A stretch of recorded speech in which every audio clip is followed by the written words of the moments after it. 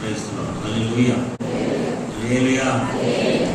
మరొకసారి సాయంకాల సమయంలో మాకు కూడా కలిసి రావడానికి దేవుడు మనకు అనుగ్రహించిన సమయాన్ని ప్రభువును స్తుతిస్తున్నాము.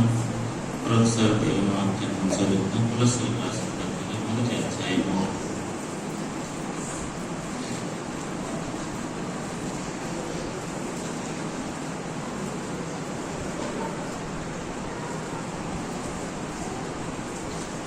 3-4 వచనాలను మనం చదువుకుందాం.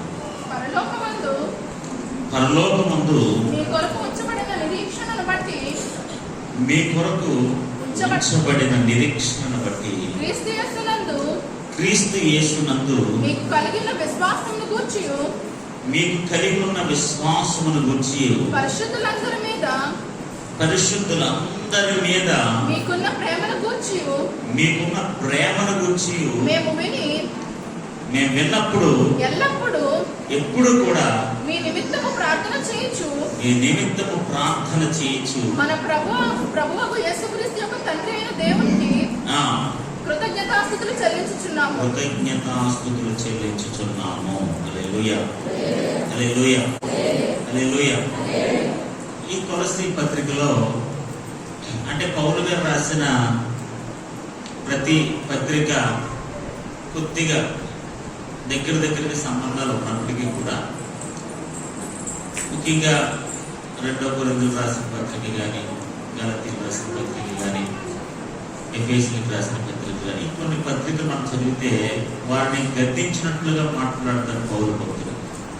వారిని కొన్ని సందర్భాల్లో వారి సంఘాల్లో ఉన్న అక్రమాన్ని బట్టి, వారి సంఘాల్లో ఉన్న దుర్బోధనను బట్టి, లేదా వారు చెడిపోయి తప్పిపోయిన విధానాన్ని బట్టి పౌలు అనేక సార్లు వారిని హెచ్చరించినట్లుగా, గద్దించినట్లుగా, ఓ అవివేకులైన గలతీయులారా, మీరు ఎంత త్వరగా ఎలా చెడిపోయారు, ఎంత త్వరగా ఎలాగ మీరు ఈ సువార్త నుంచి వెడలిపోయారు అని కొన్ని కఠినమైన పదాలు వారిని ఉపయోగించి వారిని గద్దించిన సందర్భాలు మనకు కనబడతాయి. కానీ వేరే ఈ కొలస్సీ రాసిన పత్రికలోకి వచ్చినప్పుడు ఆ సంఘానికి పౌలు ఎప్పుడు వెళ్ళకపోయినప్పటికీ కూడా ఎపఫ్రా ఇచ్చిన ఆ యొక్క సాక్ష్యాన్ని బట్టి అది విని చాలా సంతోషిస్తున్నాడట, చాలా ఆనందిస్తున్నాడట. ఆ ఆనందించి ఆ ఉత్తరంలో లేదా ఆ పత్రికలో వారి కోసం ఒక యోగ్యమైన లక్షణాలు కలిగిన సంఘముగా వారు ఉన్నారని వారిని అభినందిస్తున్నాడు, వారిని మెచ్చుకుంటున్నాడు. ఆమేన్, హల్లెలూయా, హల్లెలూయా. ఒకరి యోగ్యతను ఎరిగి వారిని అభినందించడం అనేది చాలా గొప్ప విషయం. చాలాసార్లు కొలస్సీ సంఘము కలిగి ఉన్న ఒక ఆధ్యాత్మిక యోగ్యతలను పౌలు ఎరిగి తెలుసుకొని విని సంతోషించి ఆ యోగ్యతను బట్టి వారిని మెచ్చుకుంటున్నాడు, అభినందిస్తున్నాడు. ఆమేన్, హల్లెలూయా, హల్లెలూయా. నిజంగా పెద్దలైన వారు కానీ, మత నాయకులైన వారు కానీ, తల్లిదండ్రులైన వారు కానీ కొన్నిసార్లు మన పిల్లల్ని కానీ, మన తెలిసిన వారు కానీ ముఖస్థుతి కోసం మెచ్చుకుంటాం మనం. అవునా కదా? ఎలా మెచ్చుకుంటామండి? ముఖస్థుతి. అక్కడ బాగాలేకపోయినా సరే పిల్లలు ఉన్నారు అంటారు. ఏంటది? ముఖస్థుతి. అంటే ముఖస్థుతి అంటే డైరెక్ట్గా అలా అంటే ఫీల్ అవుతాడని. అవునా కదా? మీరు లావుగా ఉన్నారంటే మనం ఫీల్ అవ్వాలి. లావుగా ఉన్న మనిషి పుచ్చుకుంటారండి అంటారు. ఎలా ముఖస్థుతి అంతే. అవునా కదా? జనరల్గా మనం మెచ్చుకుంటాం, అభినందిస్తాం వారి యోగ్యతను బట్టి. కొన్నిసార్లు మనం వారి యొక్క యోగ్యతను బట్టి ముఖస్థుతి కోసమే మెచ్చుకుంటాం. వాడు నిజంగా అంటే కార్యం చేసినప్పటికీ కూడా ఏదో ముఖస్థుతి కోసం బాగా చేశారండి అంటామంటే.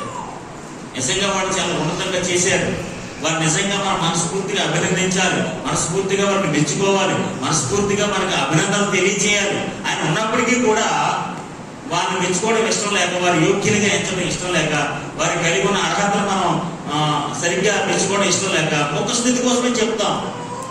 ఇక్కడ అపోస్తలుడైన పౌలు ఏ మాత్రం కూడా ముఖస్థితి కోసం చెప్పట్లేదు. ఆమేన్, హల్లెలూయా, హల్లెలూయా.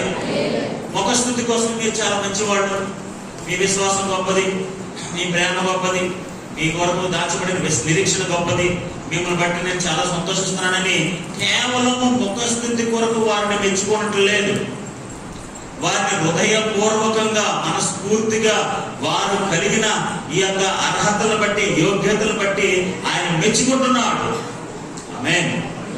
దేవుని బిడ్డలారా, మనం ఎవరి జీవితంలోనైనా సరే ఒక యోగ్యమైన అర్హత మనం చూసినప్పుడు ఖచ్చితంగా వారిని మనస్ఫూర్తిగా మనం అభినందించాలి. ఆమేన్. హల్లెలూయా. మనస్ఫూర్తిగా వారిని మెచ్చుకోవాలి. అవునంటారు కదంటారా? ఏమంటారంటే, ఇప్పుడు మీ అబ్బాయి 100 మార్కులు వచ్చారనుకో, ఏం చేస్తారు మీరు? అభినందిస్తారు లేదా? 100 మార్కులు వచ్చాయనుకున్న బిడ్డకి మీరు ఏం చేస్తారు? వాడిని ముఖస్తులు బాగా ఇచ్చారు లేదు అంటారా? అంటారు కదా. ఏమంటారు? చాలా అభినందిస్తారు, చాలా మెచ్చుకుంటారు. 100 మంది అయితే భక్తులు ఫోన్ తీసుకుని 100 మంది ఫోన్ చేస్తారు 100 మార్కులకి. ఎందుకు? ఆనందం. దేవునికి స్తోత్రం. హల్లెలూయా, హల్లెలూయా. దేవుని బిడ్డలారా, ఇక్కడ అపోస్తలుడైన పౌలు నిజంగా వారు కలిగిన యోగ్యమైన లక్షణాలు, ఎంత అద్భుతమైన లక్షణాలు అంటే నిరీక్షణ, విశ్వాసము, ప్రేమ, ఎంత గొప్ప లక్షణాలండి ఇవి. మేబీ వీటిని బట్టి అపోస్తలుడైన పౌలు ఆనందిస్తూ సంతోషిస్తూ దేవునికి కృతజ్ఞతాస్తుతులు చెప్తున్నాడట. జనరల్ గా మనం ఎప్పుడు కృతజ్ఞతాస్తుతులు చెప్తాం? ఏమండి, యేసుప్రభువు వారికి ఎప్పుడు వందనాలు చెప్తారు మీరు? డబ్బులు వచ్చినప్పుడు, కొత్త బట్టలు, కొత్త వస్తువులు, ఫ్రిడ్జ్లు, వాషింగ్ మిషన్లు, గ్యాస్ పొయ్యిలు, ఏమండి, మిక్సీలు, కుక్కర్లు, సీపుర్లు, శాట్లు, ప్రభా శాట్ ఇచ్చినందుకు వందనాలు, సీపు ఇచ్చినందుకు వందనాలు, ఏమండి, ఇలాంటి వస్తువులు కొనుక్కున్నప్పుడల్లా మనం వందనాలు చెప్తాం. జనరల్గా చెప్పడం మంచిదే, నేను చెప్పొద్దని నేనేం అంటలేస్తున్నా, దానికి నేనే వ్యతిరేకం కాదు. దేవుని బిడ్డలారా, అపోస్తలుడైన పౌలు వారి జీవితంలో ఉన్న యోగ్యమైన అర్హతలను ఎదిగి, ఈ ఆత్మ సంబంధమైన ఆధ్యాత్మికమైన అర్హతలువి. ఒక వ్యక్తిలో నిరీక్షణ ఎంత ఉన్నతమైనది, విశ్వాసం ఎంత గొప్పది, ప్రేమ ఎంత ఉన్నతమైనది. ఇవి ఒక ఆధ్యాత్మిక జీవితంలో ఒక క్రైస్తవుడు కలిగి ఉండాల్సిన ఉన్నతమైన లక్షణాలు. ఈ 3 కూడా మన ఆధ్యాత్మిక జీవితాన్ని చాలా ప్రభావితం చేస్తాయి. మన ఆధ్యాత్మిక జీవితాన్ని ఎంతగానో ముందుకు నడిపిస్తాయి. ఇలాంటి ఉన్నతమైన లక్షణాలు కలిగి ఉన్నారు వాళ్ళు. కాబట్టి మనస్ఫూర్తిగా, ముఖస్థుతి కోసం కాక, వాళ్ళే మరి నేను ఎప్పుడు అక్కడికి వెళ్ళలేదు, మరి నేను ఎప్పుడు వాళ్ళని చూడలేదు, ఎప్పుడైతే చెప్తున్నాడు కాబట్టి మరి ఆ ముఖస్థుతి కోసం మీ నిరీక్షణ చాలా గొప్పదండి, మీ ప్రేమ చాలా గొప్పది, మీ విశ్వాసం చాలా గొప్పది అని ఏదో ఆ ముఖస్థుతి కోసం ఏదో వాళ్ళు ఫీల్ అవుతారు. ముఖస్థుతి అంటే ఏంటో తెలుసా? ఫీల్ అవుతారని. ఏమంటే ఫీల్ అవుతారు. మంచి ఎవరైనా కట్టుకున్నారు అనుకోండి, ముఖస్థుతి కోసం ముఖస్థుతి అనమాట. మనస్ఫూర్తిగా నీకు తెలుసని చాలా బాగుందని, మనస్ఫూర్తిగా మనం తెలుసని మెచ్చుకోవాలి, అభినందించాల్సిన చేరేనని. కానీ మీరు మెచ్చుకోరు కదా, ముఖస్థుతి కోసం అలా మాట్లాడతాం అంతే. మనం పౌలు అలాంటి వాడు కాదు. దేవుని బిడ్డలారా, ఒక్క మాట మీరు గుర్తుపెట్టుకోండి, మన విజయానికి ఒక విధానం ఉంటుంది. ఆ విధానంలో మొట్టమొదటి లక్షణం ఏంటో తెలుసా? ముఖస్థుతి కొరకు కాక నిజంగా వారి యోగ్యతను, అర్హతను ఎరిగి మనం మెచ్చుకోవటమే. హల్లెలూయా, హల్లెలూయా. వారి యోగ్యతను, వారి అర్హతను ఎరిగి వారిని అభినందించడమే. ఎవరైతే అలా అభినందిస్తారో, ఎవరైతే అలా మెచ్చుకుంటారో, ఎరిగిన వారై, తెలిసిన వారై, నిజంగా అట్టి కార్యానికి వారు యోగ్యులు, అట్టి లక్షణానికి, అట్టి క్వాలిటీస్ కి, అటు యోగ్యమైన లక్షణాలకు నిజంగా వారు అర్హులే అని మనం తెలిసినప్పుడు, గ్రహించినప్పుడు, అర్థం చేసుకున్నప్పుడు ఖచ్చితంగా ముఖస్థుతి కొరకు కాక ఖచ్చితంగా మనస్ఫూర్తిగా వారి కలిగిన ఆధ్యాత్మికతను బట్టి వారిని మనం అభినందించాలి. దేవునికి స్తోత్రం కలుగుగాక. హల్లెలూయా. మీ బిడ్డలను కానీ, పెద్దవారైన వారు కానీ, తల్లిదండ్రులైన వారు కానీ, నాయకులైన వారు కానీ, ఎవరైనా సరే ఏ ఒక్కరిని ముఖస్థుతి కోసం మీరు వాడిని మెచ్చుకోకండి. ఏదో కేవలం ఏదో ముఖస్థుతి కోసం వాళ్ళు మెచ్చుకోకపోతే బాగోదు అన్నట్టుగా మెచ్చుకోకండి. హృదయపూర్వకంగా, మనస్ఫూర్తిగా వారిని అభినందిస్తూ వారిని మెచ్చుకుంటా గొప్ప ఆశీర్వాదకరం. దేవునికి స్తోత్రం కలుగుగాక. అపోస్తలుడైన పౌలు కలిగి ఉన్న ఉన్నతమైన లక్షణం ఏంటో తెలుసా అండి? ప్రతి ఒక్కరిని మెచ్చుకునేవాడు. మీరు కావాలి పత్రికలు అన్నింటిలో మీరు చదవండి. పలానా వాడికి వందనాలు, పలానా వాడికి వందనాలు, మనకి వందనాలు, వాడికి వందనాలు, వీడికి వందనాలు, అందరికీ. వాళ్ళు చాలా ప్రయాసపడ్డారు. నేను ఖైదీగా ఉన్నప్పుడు నాకు సహాయం చేశారు, నేను పలానా ఊర్లో ఉన్నప్పుడు వాళ్ళు నన్ను ఎంతో మెచ్చుకున్నారు, నాకు సహాయం చేసి ఎదురుశ్రమం వెళ్ళడానికి డబ్బులు ఇచ్చారు. ఎవ్రీవేర్, ఎక్కడ చూసినా అపోస్తలుడైన పౌలు మనస్ఫూర్తిగా వారిని అభినందించినట్టుగా, మనం మెచ్చుకున్నట్టుగా కనపడుతుంది. కాబట్టి దేవుని బిడ్డలారా, మనం కూడా మన క్రైస్తవ ఆధ్యాత్మికతలో మన బిడ్డలైన వారి ఎడల కలిగి ఉన్న ఉన్నతమైన లక్షణాలను బట్టి, యోగ్యకరమైన లక్షణాలను బట్టి, వారి అర్హతలను బట్టి ఖచ్చితంగా వారిని అభినందించవలసిన వారమే ఉన్నాం. దేవునికి స్తోత్రం కలుగుగాక.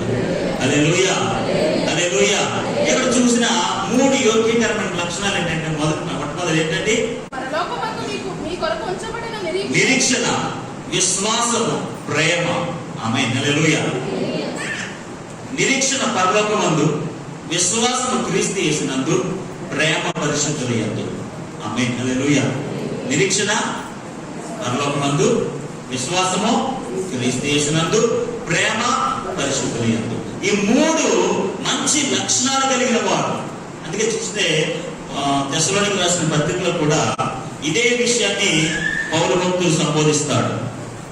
పక్క పేజీ తిప్పితే మొదటి అధ్యాయం 2-3 వచనాల్లో మనం చూస్తే, మొదటి తెస్సలోనికీయులకు రాసిన పత్రిక మొదటి పేజీ, పక్క పేజీ మొదటి అధ్యాయం 2-3 వచనాలు. విశ్వాసముతో కూడిన మీ పని అంటే మొట్టమొదటి ఏం కనిపించింది ఇక్కడ మీకు?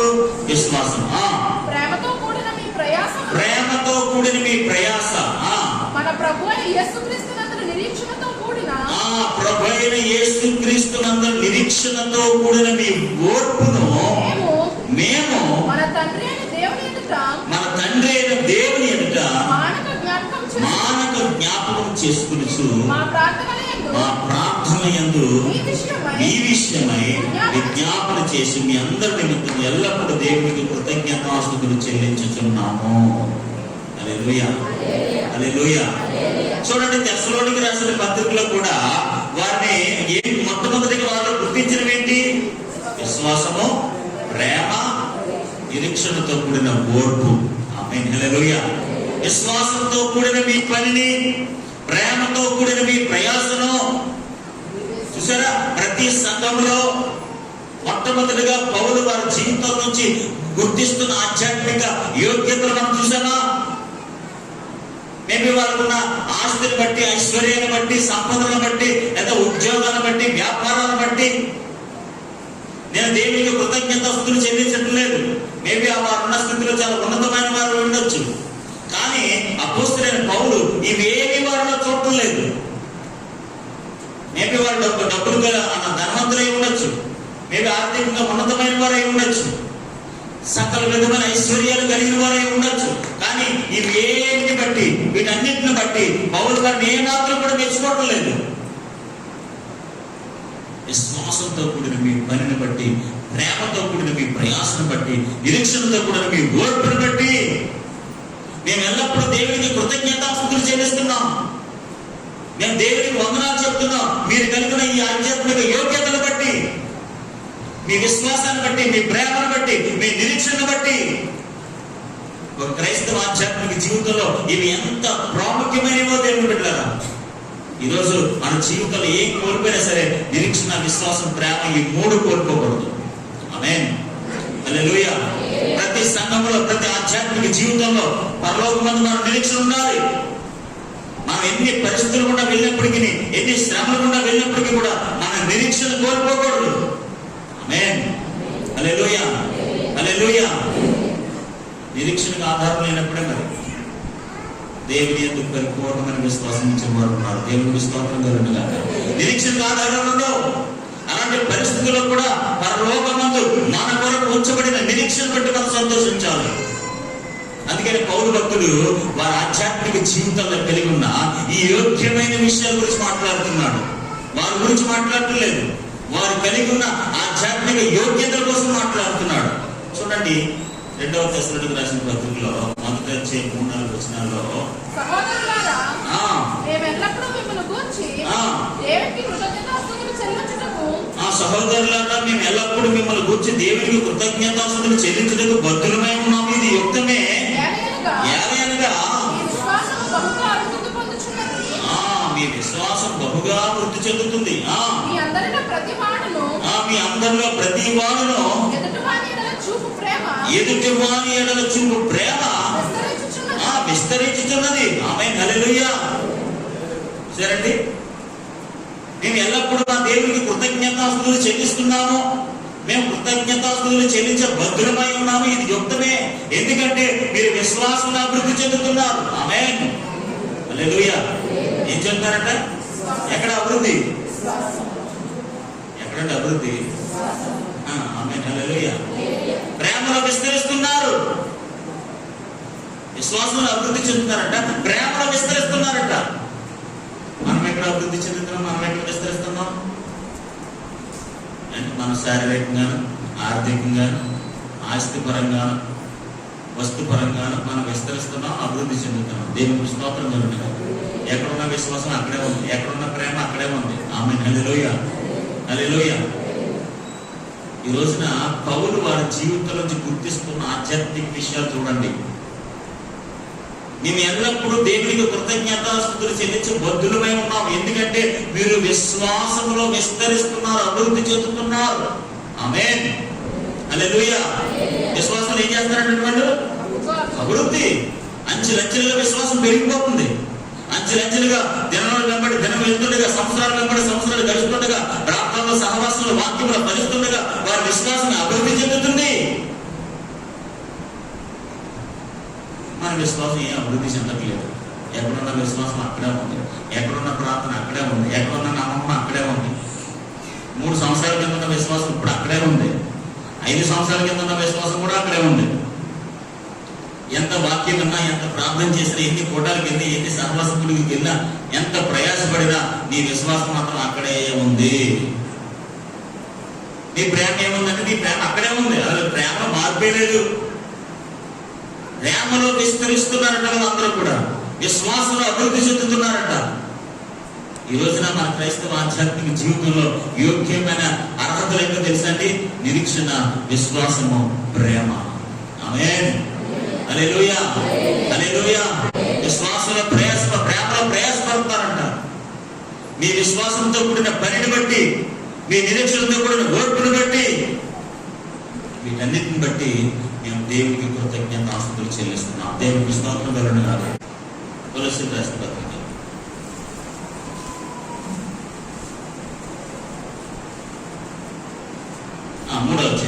3వ వచనం మరొకసారి. పరలోకమందు మీ కొరకు ఉంచబడిన నిరీక్షణ. ఇప్పుడు మీకు అర్థమైంది కదండి. ఈ 3 వచనాలు మీకు ఎందుకు చూపించారంటే, పౌలు భక్తుడు ఆయా సంఘాల పట్ల ఆయన కలిగి ఉన్న మనసు, లేకపోతే వారిలో ఆయన గుర్తిస్తున్న విషయాలు. ఆమేన్, హల్లెలూయా. పౌలు భక్తుడు ఆయా సంఘాల్లో ఉత్తరాలు రాసినప్పుడు వారి సంఘాల్లో లేదా వారి జీవితాల్లో, వారి క్రైస్తవ ఆధ్యాత్మికతలో గుర్తిస్తున్న విషయాలు ఇవి. ఏంటవి? నిరీక్షణ, విశ్వాసము, ప్రేమ. ఆమేన్, హల్లెలూయా. ఈ 3 ఉదాహరణలు ఇంకా చాలా ఉదాహరణలు ఉన్నాయి, కానీ మనకు సమయం లేదు, ఎందుకంటే దగ్గర దగ్గర ఉన్నాయని ఆ 3 మీకు చూపించారు. కాబట్టి దేవుడు బిడ్డలారా, ముఖ్యంగా కొలస్సీ సంఘంలో కానీ, తెస్సలోనిక సంఘం మొదటి సంఘం 2వ పత్రికలో కానీ ముఖ్యంగా వాళ్ళు గుర్తించింది ఏంటంటే తెలుసా? మీ నిరీక్షణ, మీ విశ్వాసము, మీ ప్రేమ. దేవునికి స్తోత్రం కలుగును గాక. ఇప్పుడు కొలస్సీ సంఘానికి కూడా వచ్చేటప్పటికి ఇదే విషయాన్ని ప్రస్తావిస్తున్నాడు.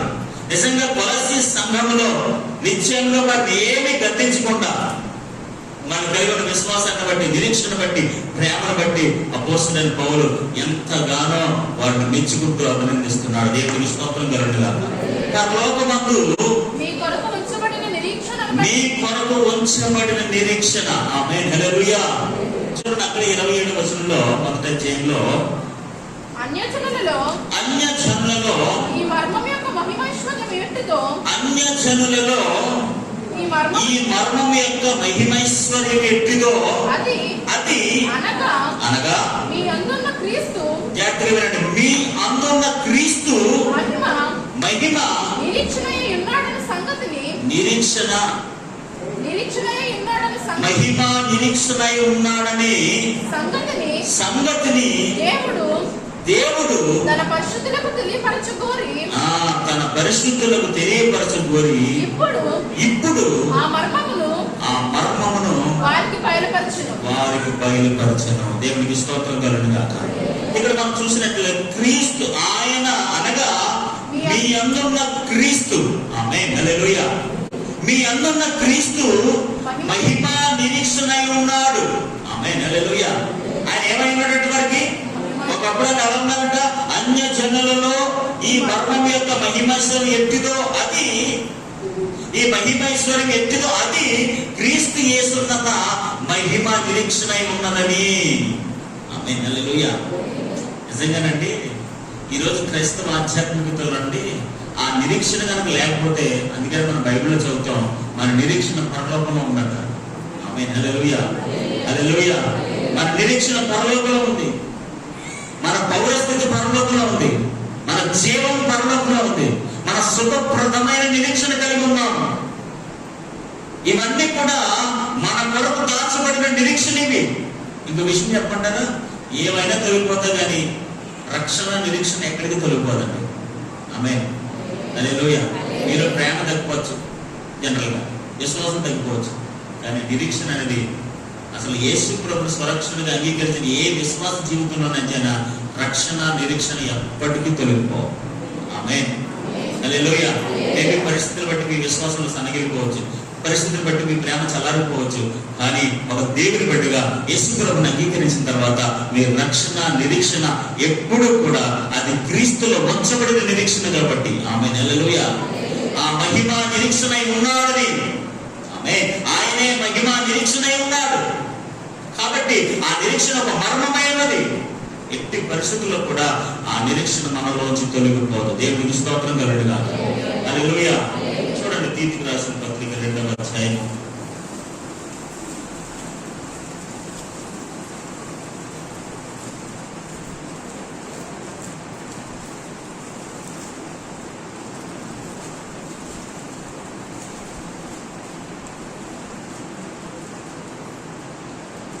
11వ వచనం మనం చూసినట్లయితే 2వ అధ్యాయం తీతుకు రాసిన పత్రిక 2వ అధ్యాయం 11వ వచనం మనం చూసినట్లయితే, అనగా మహాదేవుడును మన రక్షకుడైన యేసుక్రీస్తు యొక్క మహిమ యొక్క ప్రత్యక్షత కొరకు ఎదురు చూచుచు, మన రక్షకుడైన యేసుక్రీస్తు మహిమ యొక్క ప్రత్యక్షత కొరకు ఎదురు చూచుచు మనం ఏం చేస్తామంటండి, ఎదురు చూస్తున్నాం. ఆమేన్, హల్లెలూయా. ఎందుకు ఆయన ప్రత్యక్షత కొరకు ఎదురు చూస్తున్నాం అంటే మనం ఆయన కోసమే నిరీక్షణతో ఎదురు చూస్తున్నాం. ఆ ప్రత్యక్షత కొరకే మనం నిరీక్షణతో దేవుడిలో సాగిపోతున్నాం. ఈరోజు దేవుడి బిడ్డలారా, మన నిరీక్షణ మనల్ని ఎన్నడూ కూడా సిగ్గుపడనివ్వదు. హల్లెలూయా. దేవుడి బిడ్డలారా, నువ్వు ఏ నిరీక్షణ అయితే కలిగి ఉన్నావో దేవుడి పట్ల, ఆయన రాజ్యం పట్ల, ఆయన వాగ్దానం పట్ల మనం ఏ నిరీక్షణ అయితే మనం పెట్టుకున్నామో అది ఎన్నటికీ ఎప్పటికీ అది సిగ్గుపడనియదు. దేవుడికి స్తోత్రం కలుగుగాక. అందుకనే అపోస్తలుడైన పౌలు అంటాడు, పరలోకములో మీ కొరకు ఉంచబడిన నిరీక్షణ బట్టి నేను చాలా సంతోషిస్తున్నాను, నేను చాలా ఆనందిస్తున్నాను. సుమారండి ఈ పౌలు గారు ఉండే యెరూషలేముకి కానీ కొలొస్సే సంఘానికి సుమారు 1000 కిలోమీటర్ల దూరం అండి. 1000 కిలోమీటర్స్ అండి దూరం. ఈ ఎఫ్రా పౌలు గారు ఉన్న దగ్గర ఋషుల దగ్గరికి వెళ్ళి మా కొలొస్సే సంఘంలో ఇలా ఉన్నారండి, ఎంతో నిరీక్షణతో ఉన్నారండి, ఎంతో విశ్వాసంతో ఉన్నారండి, ఎంతో ప్రేమతో విస్తరిస్తున్నారండి అని చెప్తే 1000 కిలోమీటర్లు అవుతున్న పౌలు ఎంతో సంతోషిస్తున్నాడండి, తిమోతి ఎంతో సంతోషిస్తున్నాడండి. ఆమేన్, హల్లెలూయా, హల్లెలూయా. ఈ రోజునండి మనం కలిగి ఉన్న ఆధ్యాత్మిక లక్షణాలను బట్టి, యోగ్యతలను బట్టి, అర్హతలను బట్టి మనం సంతోషిస్తామండి. మీ డబ్బులు బట్టి ఎవరు సంతోషించరు, మీ ఆస్తులు బట్టి ఎవరు సంతోషించరు, మీ బడులను బట్టి, మీ బంగారం బట్టి ఎవరు సంతోషించరు. మీరు మాత్రమే సంతోషిస్తారు, ఇంకెవరికి సంతోషం ఉండదు. మీ వస్త్రాన్ని బట్టి మీరే సంతోషిస్తారు, ఎవరు సంతోషించరు. కానీ నిజమైన సంతోషము, నిజమైన కృతజ్ఞత ఎప్పుడో తెలుసా, ఆధ్యాత్మిక లక్షణాలు కలిగి ఉన్నప్పుడే. మీకు ఎన్ని శోధనలు వచ్చినా, ఎన్ని శ్రమలు వచ్చినా, ఎన్ని గొడవలు వచ్చినా మీ నిరీక్షణ కోల్పోలే చూశారు, అందరూ బట్టి దేవుని బిడ్డలు ఆనందిస్తారు. దేవునికి స్తోత్రం కలుగుగాక. ఎన్ని ఆపదలు వచ్చినా మీ విశ్వాసం సన్నిధిపోవడం చూశారు, మీ ప్రేమ చల్లారిపోవడం చూశారు, అప్పుడు దేవుని భక్తులు సంతోషిస్తారు. దేవునికి స్తోత్రం కలుగుగాక. ప్రతి దానికి మన నిరీక్షణ కోల్పోకూడదు, ప్రతి దానికి మన విశ్వాసం సన్నగిలిపోకూడదు, ప్రతి దానికి మన ప్రేమలో చల్లారిపోకూడదు. ఇవి ఉన్నతమైన ఆధ్యాత్మిక యోగ్యతలకి, ఇవి దేవుడు అనుగ్రహించిన యోగ్యతలు, ఇది దైవ సంబంధమైన యోగ్యతలు, ఇది లోక సంబంధమైన యోగ్యతలు కాదు. ఇవి పరలోకములో మీ కొరకు ఉంచబడిన నిరీక్షణ. ఆమేన్, హల్లెలూయా. ఎక్కడ ఉంచబడ్డదండి ఇది? పరలోకంలో, మీ వల్ల కాదు.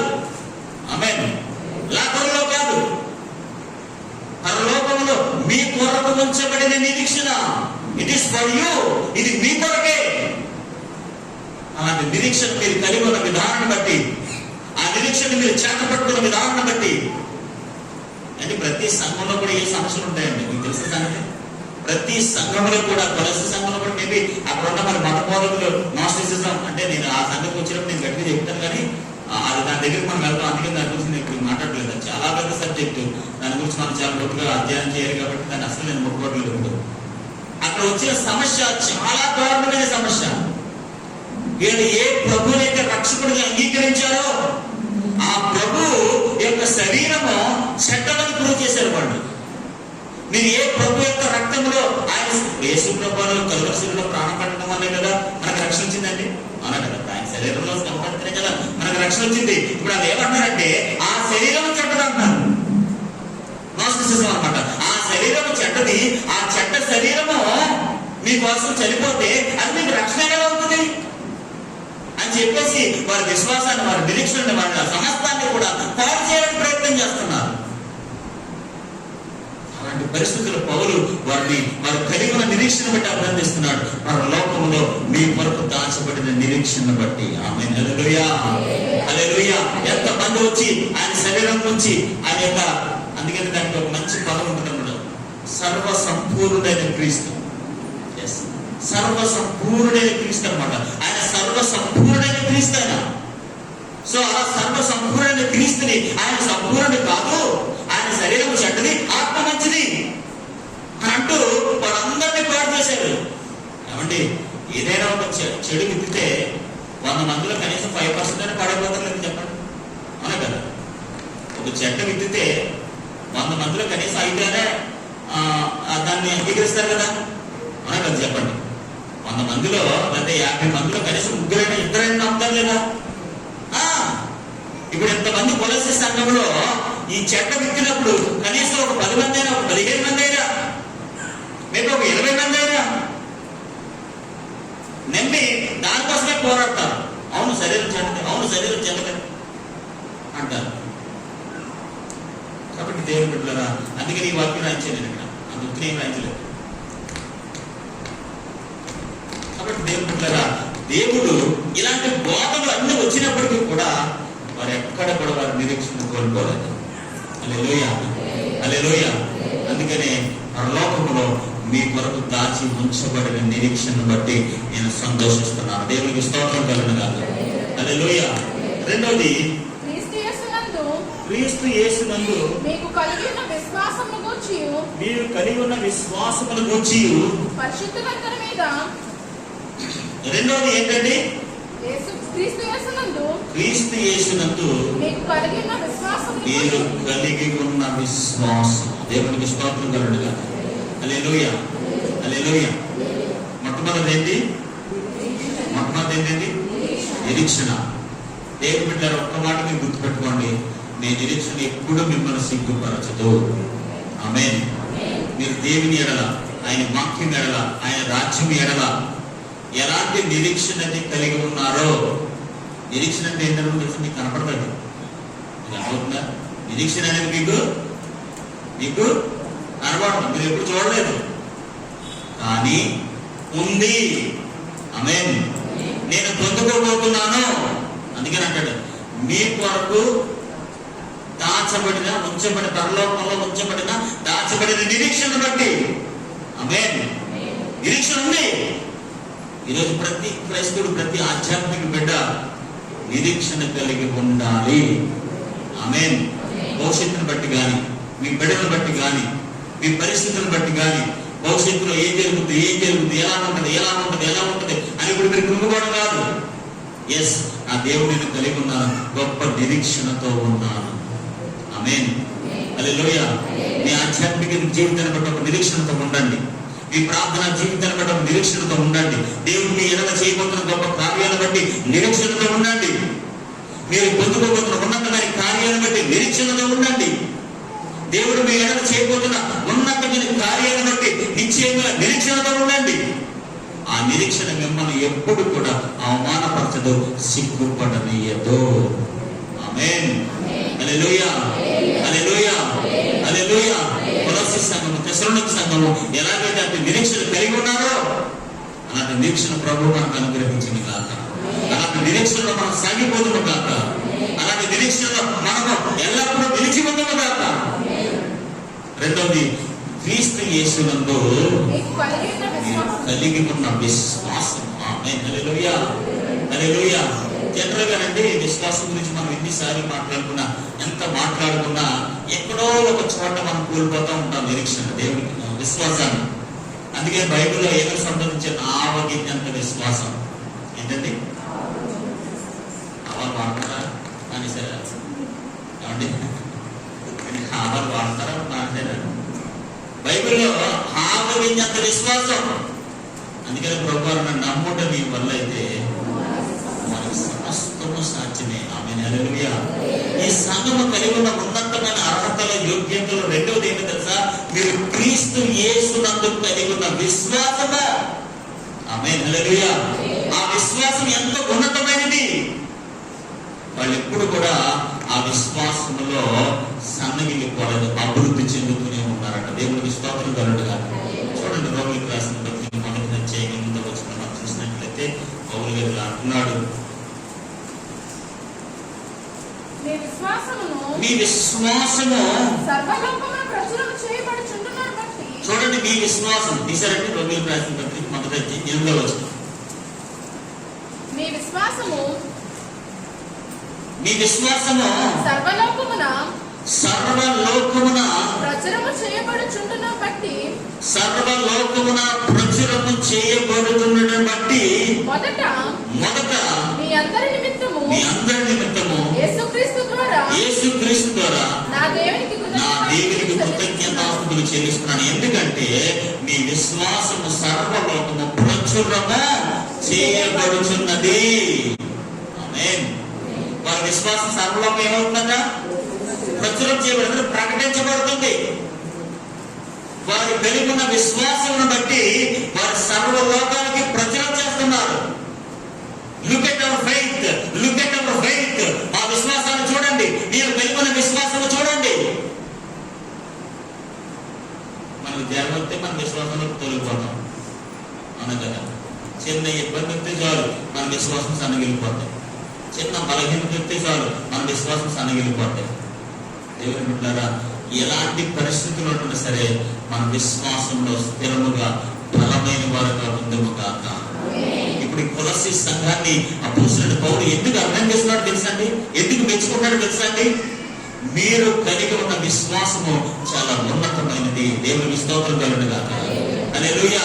ఎంతమంది ఎన్ని విధాలుగా వారిని పాడు చేసినా, ఈ రోజునండి అపవాది యొక్క మెయిన్ ఆయుధం ఏంటి తెలుసా? నా విశ్వాసాన్ని పాడు చేయడమే. ఆమేన్. హల్లెలూయా. అపవాది ఒక విశ్వాసం మీద ప్రయోగించే ఒక ఆయుధం ఏంటి తెలుసా? నా విశ్వాసాన్ని పాడు చేయడమే, విశ్వాసం లేకుండా చేయడమే, విశ్వాసాన్ని సన్నగిలిపోగా చేయడమే, ఆ విశ్వాసాన్ని అభివృద్ధి చెందకుండా ఆపేయడమే అనే లక్ష్యము. వినుట వల్ల మీకు విశ్వాసము కలుగుతుంది. హల్లెలూయా. దేవుని వాక్యమును గ్రహించడం ద్వారా, దేవుని వాక్యాన్ని చదవడం ద్వారా దేవుని పట్ల అపారమైన విశ్వాసాన్ని మీరు పెంచుకుంటారు. దేవుని బిడ్డలారా, విశ్వాసాన్ని బట్టి మీరు బలమైన కార్యాలు చూడగలుగుతారు. ఆమేన్. హల్లెలూయా. గొప్ప కార్యాలు మీరు చూడగలుగుతారు. అది ఎవరైతే ఉండాలంటే విశ్వాసం డబ్బుల మీద, మనుషుల మీద, వాళ్ళ మీద, వీళ్ళ మీద కాదు. నా విశ్వాసం ఎప్పుడు కూడా క్రీస్తు యేసునందున్న మీ విశ్వాసాన్ని బట్టి. ఈ విశ్వాసం ఎక్కడుంది? ఎవరిలో ఉంది? ఎవరిలో ఉంది? క్రీస్తు యేసునందు ఉంది. దేవునికి స్తోత్రం కలుగును గాక. చూడండి, ఎఫెసీయులకు రాసిన పత్రిక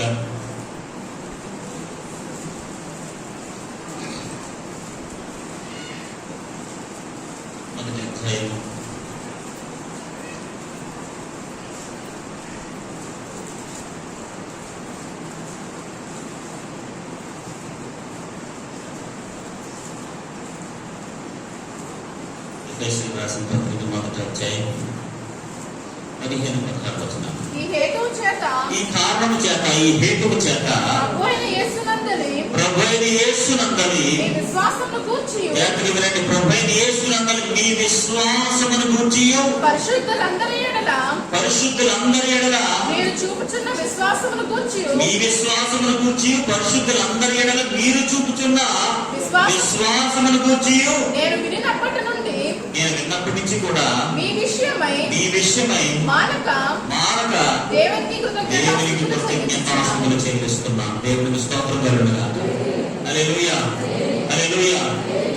మిమ్మల్ని గూర్చి మీ విశ్వాసమును గూర్చి పరిశుద్ధులందరి ఎడల మీరు చూపుతున్న విశ్వాసపు ప్రేమను గూర్చి నేను విన్నప్పటి నుంచి ఈ విషయమే నేను మానవ దేవునికి కృతజ్ఞతాస్తుతులు చెల్లిస్తున్నాను. ఆమె హల్లెలూయా.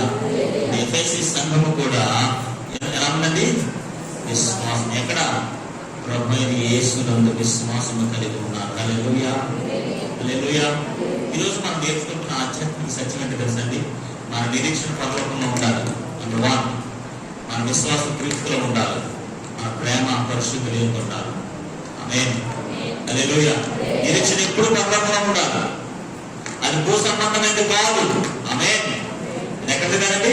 అది భూ సంబంధమైనది కాదు, అది ఒక సంబంధమైనది. అందుకనే ఈ కొరకు ఉంచబడిన పరలోకంలో ఉంచబడిన నిరీక్షణను బట్టి ఆమేన్, హల్లెలూయా.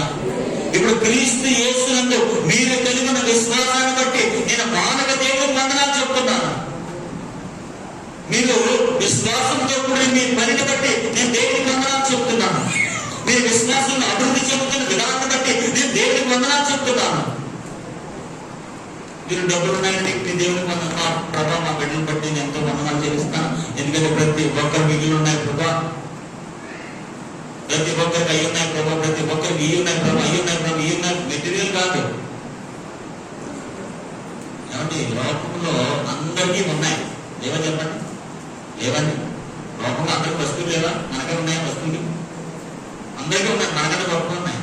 కానీ వాళ్ళకి మనకు ఉన్న వ్యత్యాసం తెలుసా? మనకి గొప్ప నిరీక్షణ ఉంది. ఆమె గొప్ప విశ్వాసం ఉంది, గొప్ప ప్రేమ ఉంది. ఆమె హల్లెలూయా. వీటిని బట్టి మనము నిత్యము దేవుని యందు సంతోషించబడమే ఉండాలి. దేవునికి స్తోత్రం కలుగునుగా. మూడవదిగా మనం చూసినట్లయితే పరిశుద్ధులందరి మీద మీకున్న ప్రేమను గూర్చి హల్లెలూయా. పరిశుద్ధులందరి మీద మీకున్న ప్రేమను గూర్చి ఆమె హల్లెలూయా. ఇప్పుడు పరిశుద్ధులందరి మీద ఏముందట? ఇంకా ఏమండి, ఆనగలా ఉంది కాబట్టి మెచ్చుకున్నాడు. ఆయన పౌలు గారు మెచ్చుకోవడం మా విషయం అది అంటే ఎంతో ఉన్నతమైన ఆధ్యాత్మిక కలిగిన పౌలు గారు మెచ్చుకోవడం మామూలు విషయం కాదు. నిశ్చయంగా వారు కలిగి ఉండడం కానీ మొదటి వారు కాక మనస్ఫూర్తిగా వారిని అభినందిస్తున్నారు. ఈ రోజున అందుకే ముందే చెప్పాను మీకు, మన నిరీక్షణ పరలోకంలో ఉండాలి, విశ్వాసం క్రీస్తునందు ఉండాలి, ప్రేమ మన తోటి పరిశుద్ధులు ఎందు సహోదరులు ఎందు ఉండాలి. దేవుడికి స్తోత్రం కలుగునుగా. అందుకే ఇందాక మనం చెప్పిన 2వ తెస్సలోనికైన పత్రికలో మీరు ప్రేమ ఎందు విస్తరించుచున్నారు. హల్లెలూయా. ఏం చేస్తారంటే ప్రేమ ఎందు విస్తరిస్తున్నారు. ఈరోజు ఆ ప్రేమ విస్తరించి ఎక్కడికి వెళ్ళాలంటే మన పరిశుద్ధులు అందరి మీదకి వెళ్ళాలి. దేవుడికి స్తోత్రం కలుగునుగా. అపోస్తలులైన పౌలు ఈ మంచి లక్షణాలు వారి జీవితంలో చూసిన అందుకే చూడండి, అక్కడ 2వ అధ్యాయం 1వ వచనంలో అపోస్తలులు రాసిన పత్రికలో లవోదికీయ వారి కొరకును శరీర రీతిగా నా ముఖము చూడని వారందరి కొరకును నేను ఎంతగా పోరాడుచున్నానో మీరు తెలుసుకొనుకొనుచున్నారు. వారి ప్రేమ యందు అతుకబడి ఆమేన్, హల్లెలూయా. వారి ప్రేమలో ఎలా ఉన్నారట? అతుకబడి. ఆమేన్, హల్లెలూయా. అంటే ప్రేమలో మన సులువుగా చెప్పుకోరంటే అంటుకుపోయారట. ఆమేన్, హల్లెలూయా. అతకబడ్డం అంటే ఏంటండి? మన వాళ్ళు సిమెంట్ పని చేస్తారు. సిమెంట్ ఇటుకని ఏం చేస్తారు వాళ్ళు? ఏమంటే సిమెంట్ని ఆ ఇటుకని ఏం చేస్తారు వాళ్ళు? అతుకుతారు లేదా? అప్పుడు అతికినాక ఏమైపోతుంది? విడిపోద్దా? ఎన్నాలైతే అతికించి అన్ని కింద నుంచి అతుక్కుంటూ వచ్చారు. ఇప్పుడు అన్ని విడిపోయాయండి. ఆమేన్, హల్లెలూయా, హల్లెలూయా. చూడండి, ప్రేమలో మనం ఏమవ్వాలంట? ప్రేమలో ఏమవ్వాలండి? పరిశుద్ధులందరి ఎడల మనం చూపిస్తున్న ప్రేమ అతకబడాలి, అంటుకుపోవాలి.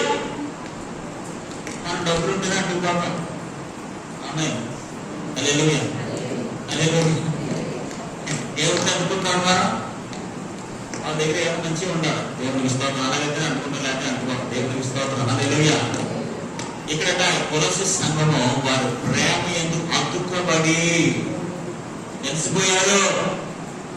మెటీరియల్ సిమెంట్ లాగా అతుక్కుపోయి గట్టిపడిపోయారు. ఈరోజు పరిశుద్ధులందరి ఎడల మనం చూపించాల్సిన ప్రేమ ఎలా ఉంటుంది తెలుసా? ప్రేమ అతుక్కుపోవాలి. దేవునికి స్తోత్రం కలుగునుగా. అంటే మన సంఘస్థులుగా, దేవుని బిడ్డలుగా, పరిశుద్ధులుగా మనం ఏం చేయాలంటే ప్రేమలో అతుక్కబడాలి. అది ఏ ప్రేమ సరే ఆ ప్రేమలో అతుక్కుపడే వారిగా ఉండాలి. కలిసి ఉండేవారిగా ఉండాలి. అది విడిపోయే వారిగా ఉండకూడదు. అలా అయితేనే పరిశుద్ధులందరి ఎడల, ఇక్కడ చూడండి, ఈ భక్తులందరికీ కొలస్సీ సంఘం పరిశుద్ధులందరి ఎడల మీరు కలిగి ఉన్న ప్రేమను బట్టి, ఆ ప్రేమను మీరు అతుక్కుపడిన విధానం బట్టి అపోస్తలుడైన పౌలు అక్కడికి వెళ్లకుండా, అక్కడ సువార్త ప్రకటించకుండా, ఒక ఎఫెక్ట్ సువార్తలు ఒక భక్తులు నమ్మి అక్కడికి వెళ్ళి వారి నిరీక్షణలో, విశ్వాసంలో, ప్రేమలో ఇంత ఉన్నతంగా వారిని పెంచి పోషించాడండి. ఇప్పుడు వాళ్ళు నిరీక్షణలో ఉన్నారు, విశ్వాసంలో ఉన్నారు, ప్రేమలో అతుక్కుపడి ఉన్నారు. దేవునికి స్తోత్రం కలుగునుగా. ఒక మాట నుంచి చూపించి నేను ముగిస్తాను. 7వ వచనం. సహోదరుడా పరిశుద్ధుల హృదయములు నీ మూలముగా విశ్రాంతి పొందినందున, పరిశుద్ధుల హృదయములు నీ మూలంగా విశ్రాంతి పొందినందున నీ ప్రేమను బట్టి నాకు విశేషమైన ఆనందమును, నీ ప్రేమను బట్టి నాకు విశేషమైన ఆనందమును, ఆదరణయు కలిగెను. ఆమేన్. హల్లెలూయా. నీ ప్రేమను బట్టి నాకు ఏం కలిగాయి? నీ ప్రేమను బట్టి నాకు విశేషమైన ఆనందము. రెండవది ఆదరణ నాకు కలిగాను. దేవునికి స్తోత్రం కలుగునుగా. హల్లెలూయా హల్లెలూయా. అపోస్తలుడైన పౌలు ఫిలిప్పీయులకి ఈ ఉత్తరం రాస్తూ చెప్తున్నాడు, మీరు చూపించిన ప్రేమ, నీ ప్రేమను బట్టి నాకు విశేషమైన ఆనందము, ఆదరణ కలిగింది. ప్రేమలో అతుకుపడితేనండి ఆ ప్రేమను బట్టి మనకు ఆనందము, ఆదరణ కలుగుతుంది. ఆమేన్. హల్లెలూయా హల్లెలూయా. పరిశుద్ధులందరూ మీరు కలిగి ఉన్న మీరు పరిశుద్ధులందరి మీద, అందుకని అదే రెండు వాక్యం అక్కడ ఏమవుతుందండి? పరిశుద్ధులందరి మీద మీకు ఉన్న ప్రేమను గురించి, మీకున్న ప్రేమ, పరిశుద్ధులందరి మీద మీకున్న ప్రేమ అతకబడి ప్రతి ఒక్కరిలో ఆనందమును, ఆదరణను కలిగించుచున్నది. హల్లెలూయా హల్లెలూయా. మన నిరీక్షణ పరలోకంలో ఉండాలి, విశ్వాసం క్రీస్తునందు ఉండాలి, ప్రేమ పరిశుద్ధులు యందు ఉండాలి. దేవునికి స్తోత్రం కలుగునుగా. పరిశుద్ధులందరి ఎడల మీకున్న ప్రేమ. ఈరోజు దేవుని బిడ్డలుగా, క్రైస్తవులుగా, దేవుని బిడ్డలుగా మన అందరం కూడా, మన సహోదరులు అందరి మీద కూడా ప్రేమలో అతకబడి ఉంటారు. దేవునికి స్తోత్రం కలుగునుగా. హల్లెలూయా హల్లెలూయా. దేవుని ప్రేమలో అతకబడి మన ప్రేమను బట్టి ఆనందించాలి. ఆమేన్. హల్లెలూయా. మీరు ప్రేమించే విధానం బట్టి వారికి విశేషమైన ఆనందం కలగాలి. వాడు ప్రేమించే విధానం బట్టి మనకు విశేషమైన ఆదరణ కలగాలి. అంటే ఎవరన్నా దేవుని బిడ్డలు ప్రేమిస్తే ఆదరణ కలుగుతుందా? అంత ఆదరణ వచ్చే ప్రేమ దేవుడు లేదండి. హల్లెలూయా హల్లెలూయా. అంత ఆనందం, ఆదరణ వచ్చే ప్రేమ ఉంటే ఎక్కడ కనపడలేదు, ఎక్కడ కనపడలేదు, ఎవరిలోనే కనపడలేదు. కానీ ఇక్కడ చూసారా, పౌలు భక్తుడు అంటాడు, నీ ప్రేమను బట్టి నాకు విశేషమైన ఆనందము, ఆదరణ కలుగుతున్నవి. హల్లెలూయా. సహోదరుడ, సహోదరి, మీ ప్రేమను బట్టి సేవకుడికి ఆనందం కలగాలి, ఆదరణ కలగాలి. ఆమేన్. పరిశుద్ధులందరి ఎడల మీరు చూపుతున్న ప్రేమను బట్టి, అతకబడి ఉన్న ప్రేమను బట్టి అతకాలి. మనం ప్రేమించే ప్రేమ, మనం కలిగిన పరిశుద్ధుల ఎడల మీరుకున్న ప్రేమ అతకబడాలి. విడిపోకూడదు, చెడిపోకూడదు, పడిపోకూడదు, ఊడిపోకూడదు. హల్లెలూయా. ఏ వికల్పం అంటించారు మన కదా అండి? ఏ వికల్పం అంటించారు? చేతులంటిపోతే ఇంకేమంటుకోదు మన కదా. అలా అతకపడాలి మనం. దేవునికి స్తోత్రం కలుగునుగా. హల్లెలూయా హల్లెలూయా. అపోస్తలుడైన పౌలు ఈ కొలస్సీ సంఘంలో వారి పట్ల కలిగి ఉన్న ఈ ఉన్నతమైన యోగ్యతలు ఏంటండి? యోగ్యతలు, ఆత్మ సంబంధమైన యోగ్యతలు. ఆమేన్. హల్లెలూయా. కొలస్సీ సంఘంలో కాదు, ప్రతి సంఘంలో ఇవి ఉండాలి. వారి నిరీక్షణ పరలోకంలో ఉండాలి, విశ్వాసం క్రీస్తునందు ఉండాలి, ప్రేమ పరిశుద్ధులు అని ఉండాలి. ఆ ప్రేమ అతకబడి ప్రతి ఒక్కరికి ఆనందాన్ని, ఆదరణ కలిగించాలి. ఆమేన్. హల్లెలూయా. హల్లెలూయా. నీ ప్రేమను బట్టి నీ కుటుంబంలో ఆనందం కలుగును గాక. హల్లెలూయా. నీ ప్రేమను బట్టి ప్రతి ఒక్కరు ఆదరించబడుతురు గాక. అట్టి ప్రేమ దేవుడు మనందరికీ దయచేయను గాక.